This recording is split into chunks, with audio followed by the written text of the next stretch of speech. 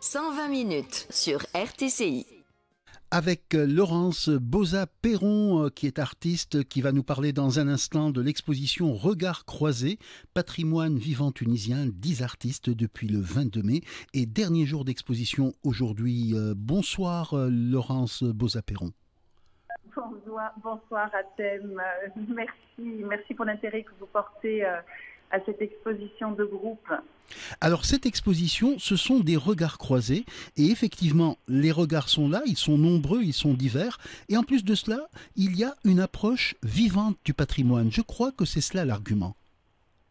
Oui, alors en fait, il y a plein d'idées, plein de volontés et une démarche déjà parce que nous sommes regards croisés, parce que nous sommes 10 artistes de nationalité déjà tunisienne pour la majorité, italo-tunisien, suisse-tunisien, française pour moi.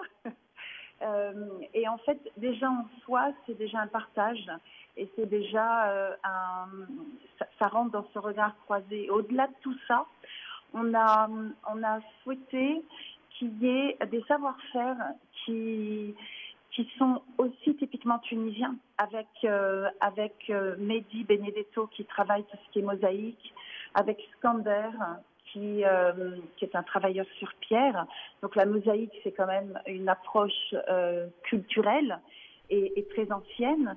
Vous avez Asma qui, elle, travaille toutes les fibres naturelles avec les teintures naturelles.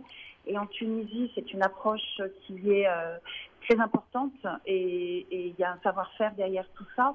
Après, il y a les peintres, il y a des mosaïstes, il y a le travail de la terre, hein, et tout ça rentre complètement dans un savoir-faire ancestral tunisien avec un regard peut-être un petit peu plus contemporain. Tout à fait. Et par ailleurs, oui. Pardon. Par ailleurs, Iran Ouanes, qui apporte un contrepoint très intéressant dans cette exposition. Exactement. Et j'allais vous dire avec Iran, qui, elle, a une approche encore complètement différente, avec même de la broderie. Elle brode, ça aussi, c'est un savoir-faire tunisien. Et elle a une approche complètement contemporaine, un art contemporain, un regard complètement nouveau. Et ce sont 10 palettes complètement différentes avec 10 savoir-faire. Et on utilise des matériaux complètement différents, mais on a effectivement cette approche commune. Et si je peux me permettre, au-delà de tout ça, on avait très peu de temps pour monter cette exposition, mais on a vraiment voulu avoir une démarche et une recherche de création pour certaines œuvres, vraiment en discussion entre nous, et c'est ce qui ressort, je pense, de manière assez forte, et c'est ce que tous les visiteurs nous ont ressenti, nous ont rapporté, c'est qu'il y a vraiment une cohérence, malgré cette différence d'approches qui sont complètement, avec des matériaux complètement différents et avec des styles et des tripes complètement différents. Et on a cette unité. Et ce regard croisé, il est vraiment très riche de ça. Et c'était l'objectif. En fait, c'était vraiment la volonté d'arriver à unifier tous ces savoirs, ces approches ensemble, en fait. Tous ensemble. Tout à fait. Et par ailleurs, je crois que le dénominateur commun, c'est bel et bien le patrimoine tunisien, mais ce côté vivant, justement, ce patrimoine qui reste en mouvement, qui n'est pas figé. Complètement, vous avez... Alors, on a 2 salles. On a 2 salles. La première, elle est plus architectonique, plus urbaine, avec une approche du passage de l'homme.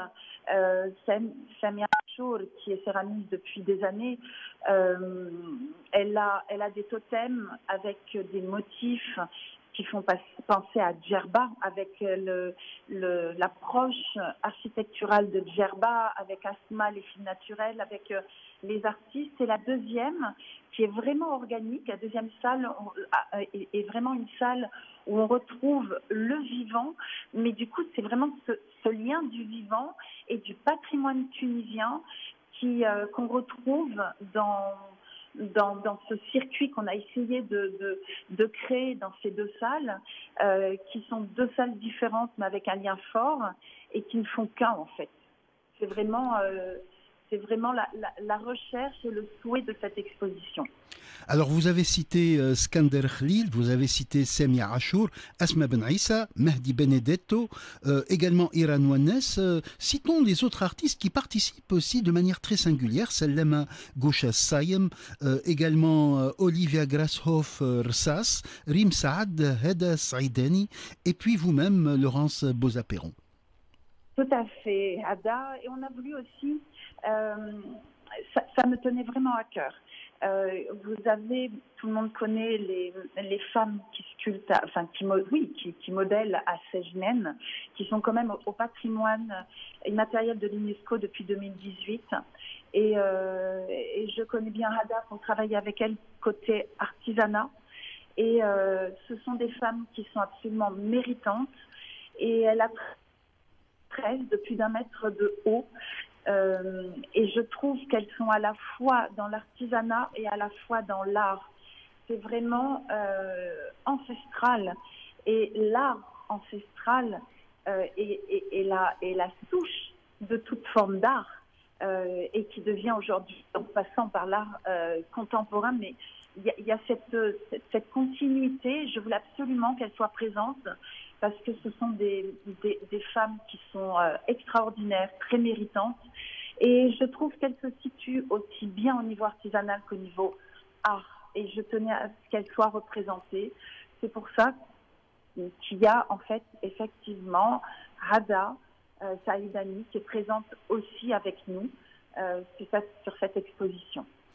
D'autre part, vos œuvres personnelles, Laurence Boza-Perron, s'intitulent Zahra, Ninba, également Namea, et puis Rencontre de caméléons.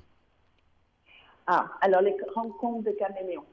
J'ai créé 3 œuvres avec l'objectif de les montrer pour une exposition. Ce sont 3 approches animalières d'animaux tunisiens.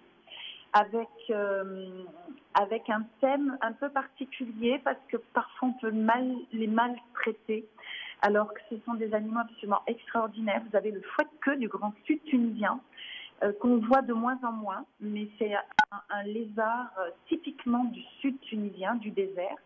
Vous avez les caméléons qui pour moi sont des animaux absolument fabuleux qu'on retrouve beaucoup en Tunisie. Vous avez la chouette qui est symbolique, qui a une symbolique derrière et depuis très très longtemps on retrouve la chouette et le hibou parce qu'en fait c'est un animal qui accompagne l'homme et qui protège des réserves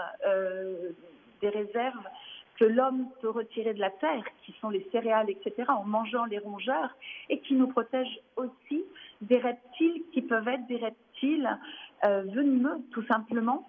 Et je voulais absolument travailler ces animaux-là, parce que ce sont des animaux qu'on a tendance à oublier et qui sont typiquement tunisiens. On en trouve sur d'autres continents, bien évidemment, mais que j'apprécie beaucoup pour ce qu'ils représentent, en fait. Oh, il y en a bien d'autres, hein. Il y en a bien d'autres. Mais effectivement, la rencontre de caméléons, il y a aussi sur cette œuvre-là, les petits scarabées qu'on retrouve sur toute la côte tunisienne. Et si on prend un tout petit peu de temps d'observer ces petites bêtes qu'on trouve sur le sable, ces petits scarabées, plus on descend dans le sud, plus les pattes sont hautes pour l'adaptation, en fait, pour la chaleur que dégage le grain de sable. Donc plus on descend dans le sud, plus les pattes sont hautes. Et je trouve que ces petits scarabées sont typiquement tunisiens et on les a autour de nous, sur toute la côte. Et on n'y fait pas attention, mais il y a des traces constantes de ces petites scarabées et qui nous accompagnent au quotidien. Et ils sont tout petits, mais ils font partie de l'univers tunisien aussi. Donc voilà. Merci. Pour conclure, Laurence Boza-Perron, l'exposition s'achève aujourd'hui et c'est donc le décrochage. Comment se passe l'ambiance? Tout va bien? Les artistes sont là? Le public est là? Tout à fait. Et pour rien vous cacher, on est vraiment très heureux puisqu'on a vraiment un retour on a eu un retour pendant ces 15 jours extraordinaire des visiteurs qui nous ont envoyé du monde, qui revenaient et des 3 et des 4e fois avec d'autres personnes. La jeunesse ont eu quand vous savez, quand vous avez des jeunes de 20 et quelques années qui viennent et qui vous disent mais je suis bouleversée, je n'arrive pas à partir, j'ai envie de rester dans cette ambiance.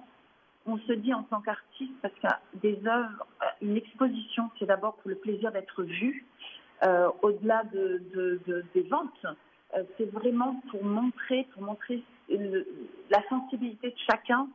Et quand les visiteurs reçoivent cette sensibilité-là, on dit qu'on n'a pas fait, on s'est pas trompé en fait. Et ça c'est magique. Ça a été magique pour ça et je tiens vraiment à remercier nos visiteurs qui ont été extraordinaires. Merci à vous, Laurence Bozat-Perron. Merci pour ce passage sur RTCI. Je rappelle que l'exposition Regards croisés, patrimoine vivant tunisien, a démarré le 22 mai dernier et s'achève aujourd'hui. Pour nous en parler, l'initiatrice de ce projet, Laurence Bozat-Perron. Merci beaucoup, excellente journée à vous. Hatem, merci infiniment. Belle soirée et à très vite. Au revoir, Hatem. Au revoir.